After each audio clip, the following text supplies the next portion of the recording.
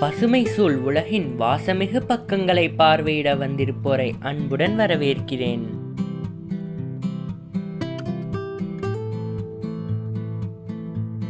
விதைத்தவன் மறைந்தாலும் விருட்சங்கள் மறைவதில்லை. இன்றைக்கி நம்ம சேனலில் என்ன வீடியோ பார்க்க போகிறேன்னு பார்த்தீங்கன்னா, இந்த லக்கி பேம்புவோட ப்ரொபகேஷன் நான் இதுக்கு முன்னாடியே வீடியோ அப்லோட் பண்ணியிருப்பேன்.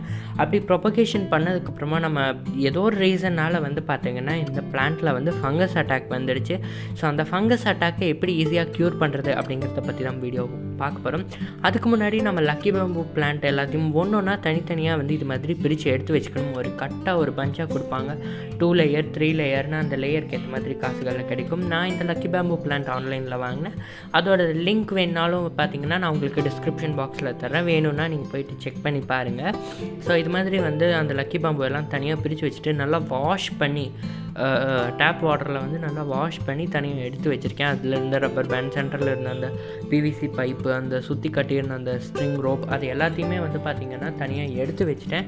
ஸோ இப்போ இது எல்லாத்தையும் இப்படி தனித்தனியாக பிரித்து வச்சதுக்கப்புறமா எது அஃபெக்ட் ஆகிருக்கு, எது அஃபெக்ட் ஆகலை அப்படிங்கிறது நம்ம முதல் பிரித்து எடுக்கணும். பிகாஸ் அஃபெக்ட் ஆனதை வச்சோம் அப்படின்னா அதோட ஃபங்கஸ் அட்டாக் பார்த்திங்கன்னா மற்ற கூட இருக்க எல்லா பிளான்ட்டையும் அஃபெக்ட் பண்ணிடும்.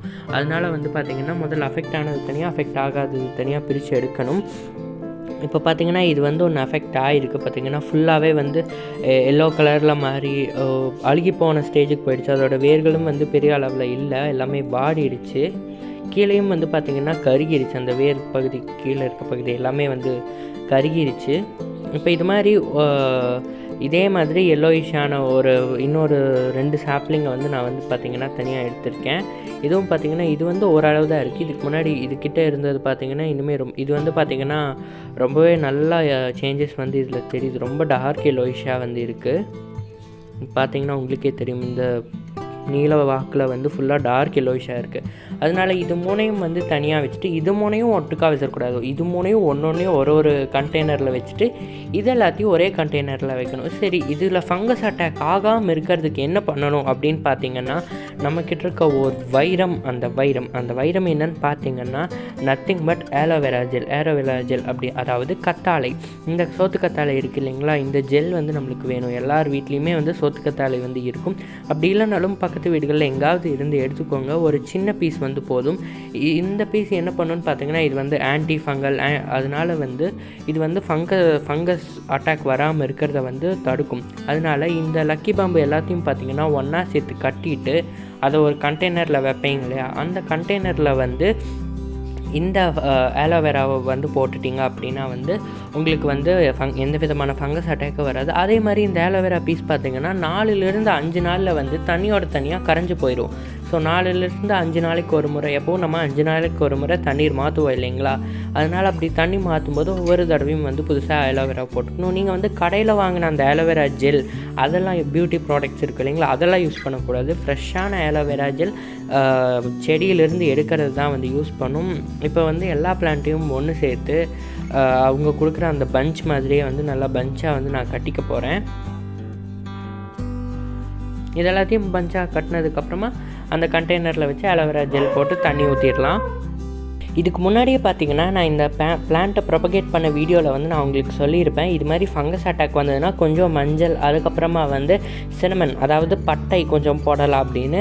அது ஒர்க் ஆகிறதுக்கு கொஞ்சம் லேட் ஆகும். அதுக்கு பதிலாக ரொம்பவே எஃபெக்டிவாக சீக்கிரமாக ரிசல்ட்டை காட்டக்கூடியது பார்த்திங்கன்னா இந்த ஆலோவேரா தான். அதனால நான் இதுக்கு ஆலோவேராவை ஆட் பண்ணியிருக்கேன்.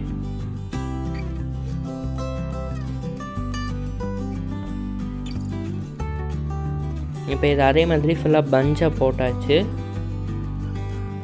இதை பிளான்ட் க்யூர் ஆகிற வரைக்கும் பார்த்திங்கன்னா கொஞ்சம் முடிஞ்ச அளவு நீங்கள் எப்போவும் வச்சா இடம் இல்லாமல் கொஞ்சம் டார்க்கான இடத்துல கொண்டு போய் வைங்க. அதாவது இன்னும் கொஞ்சம் ரூமோட ஒரு டார்க் பகுதி இருக்கும் இல்லைங்களா, ஏதோ ஒரு கார்னரில் டார்க்காக இருக்கும். ஸோ அந்த இடத்துல வைங்க. அப்படி இல்லைன்னா ஏதாவது ஷோ பீஸ் வச்சுருந்தோம், அந்த ஷோ பீஸுக்கு பின்னாடி அது கொஞ்சம் டார்க்கான இடத்துல வைங்க. அதே மாதிரி இந்த செடியில் இன்செக்ட் தாக்குதல் இருந்தாலும் ஃபங்கஸ் அட்டாக் வரும் அப்படின்னு சொல்கிறாங்க. இன்செக்ட் அட்டாக் அப்படின்னா என்னென்னு பார்த்தீங்கன்னா, நம்ம வீட்டில் சிலந்தி இருக்கும், நார்மலாகவே எல்லா வீடுகள்லையுமே ஏதோ ஒரு மூலையில் வெளியில் எங்கேயாவது வந்து சிலந்தி இருக்கும். அது நம்ம கண்ணுக்கு தெரியாமல் எங்காவது ஊறிட்டு வந்துட்டுருக்கும். அது வந்து செடியை பார்த்துன்னா அது வந்து செடியில் தங்கிறதுக்கு ஆரம்பிச்சிடும். இருக்கும் லைட் வெளிச்சத்துக்கு பார்த்திங்கன்னா குட்டி குட்டி பூச்சிகள் வந்து வீட்டுக்குள்ளே வரும். அதெல்லாம் வந்து இந்த செடி மேலே வந்ததுனாலும் வந்து ஃபங்கஸ் அட்டாக் ஏற்படும் அப்படின்னு சொல்லியிருக்காங்க. அதனால் முடிஞ்ச அளவு பார்த்திங்கன்னா எந்த இன்செக்ட்டும் வராத, எந்த பூச்சிகளும் வராத ஒரு இடத்துல ஒரு 10லேருந்து 20 நாள் வந்து வச்சிங்க அப்படின்னாலே வந்து இது சரியாயிடும். இதோட கலரை வந்து டார்க் படுத்துறதுக்குமே பார்த்திங்கன்னா அதுதான் வந்து வழி. அதாவது இன்செக்ட் தாக்காமல் கொண்டு போய் டார்க்காக இருக்க இடத்துல வச்சிங்க அப்படின்னா வந்து இதோட கலர் வந்து இன்க்ரீஸ் ஆகிடும். ரொம்பவே லைட் கலராக இருக்குது அப்படின்னா இதுக்கு வந்து சன்லைட் ரொம்ப ஜாஸ்தியாக, லைட் வெளிச்சம் ரொம்ப ஜாஸ்தியாக கிடைக்கும்போது வந்து பார்த்திங்கன்னா இதோட கலர் வந்து லைட் ஆகிடும். ஸோ அது டார்க் ஆகிறதுக்காக வந்து நம்ம டார்க்கான பகுதியில் கொண்டு போய் வச்சோம் அப்படின்னா வந்து சரியாயிடும். இப்போ இது எல்லாத்தையும் வந்து நல்லா பேண்ட் போட்டு டைட்டாக போட்டாச்சு.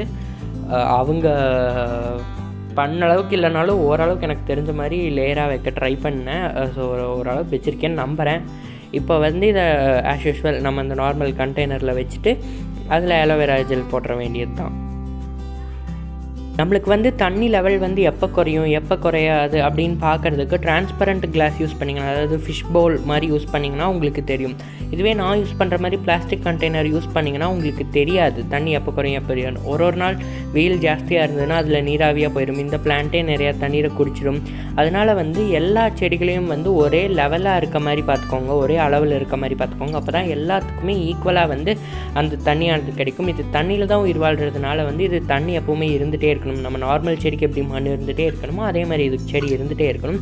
இப்போ இதை கட்டி ரெடியாக வச்சாச்சு. இப்போ பேலன்ஸ் இருக்குது இல்லைங்களா, அந்த 3 ஃபங்கஸ் அட்டாக் ஆனது, அது மூணையும் வந்து நம்ம தனியாக ஒன்றொன்னையும் ஒரு கண்டெய்னர் வைக்கணும். இது மூணையும் ஒன்றா வச்சா இது ரொம்ப அழுகிருக்கு. ஐ திங்க் இது வந்து வராதுன்னு நினைக்கிறேன்.